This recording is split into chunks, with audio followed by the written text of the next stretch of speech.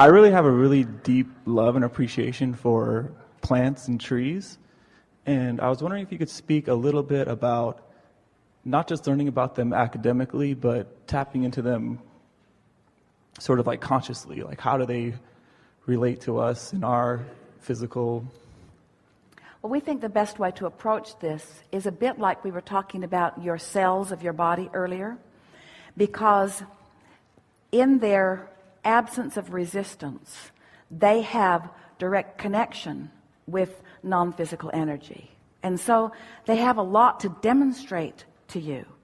They focus less than humans do.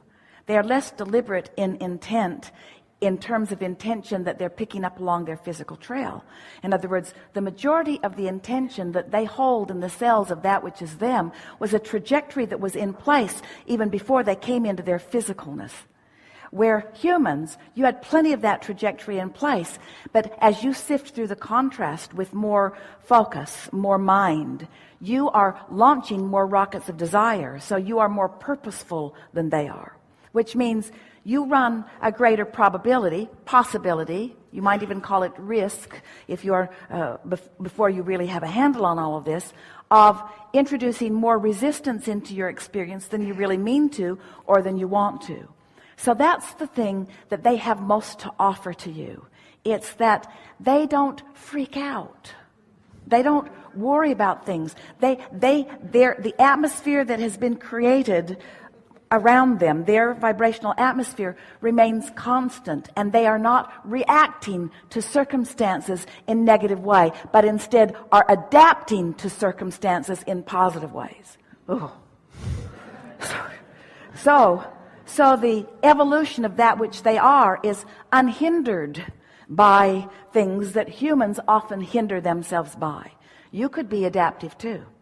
You could be adaptive if you could embrace the contrast that surrounds you and reach for that which is at the core of that which you are, and then proceed from that centered place. Did we get there for you? Is there something more specific that you want? That makes sense. Esther remembers walking. They had newly planted a few acres in Texas, and Esther was walking with Jerry every day around the property. And each day they would walk past this one segment, Esther would say, "Those guys over there are telling me they want more water."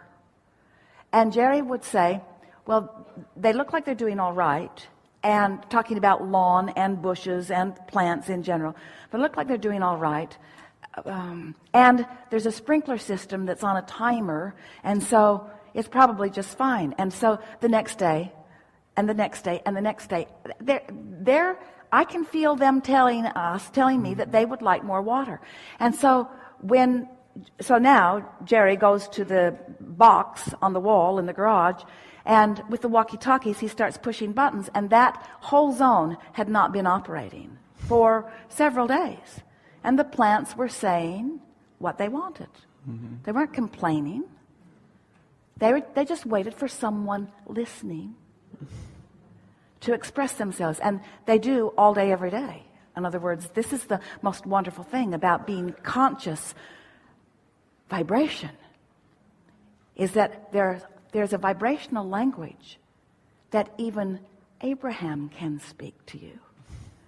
In other words, we're not whispering words into Esther's ear and she's repeating them to you. We're offering our knowledge in the form of vibration. Esther's the interpreter of the vibration and putting it into the words that are meaningful to you, you see. And so there are vibrations of well-being all around you. And that is the predominant message that they are speaking to you, you see. And so the better you feel, the more communication you'll have. And the more communication you'll have, the more they will be the teachers that they were born to be. Because they are here to enhance, to exaggerate, and to teach the art of allowing. You're here more as step oneers and step threeers. But when you realize that they are step three, step three, step three, step three, and they will help you in that. That's why they stand there in all their amazing beauty for you to revel in. Have you looked around this planet? And do you acknowledge the balancing mechanism that the flora and the fauna are meaning for you? That's what they are. They're balancers of energy. You say. Thank you. This is my first time. You can be time. that for each other as well.